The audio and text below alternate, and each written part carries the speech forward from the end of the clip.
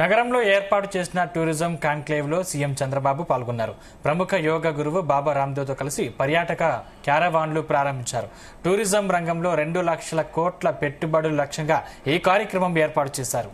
పర్యాటక ప్రాజెక్టులకు ఇప్పటికే రాష్ట్ర ప్రభుత్వం పారిశ్రామిక హోదా కల్పించింది.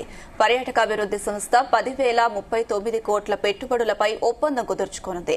విశాఖ, అమరావతి, తిరుపతిలో హోటళ్ల నిర్మాణానికి ఒప్పందం జరగనుంది. కార్యక్రమంలో మంత్రి కందుల దుర్గేష్, ఎంపీ కేశినేని చిన్ని పాల్గొన్నారు.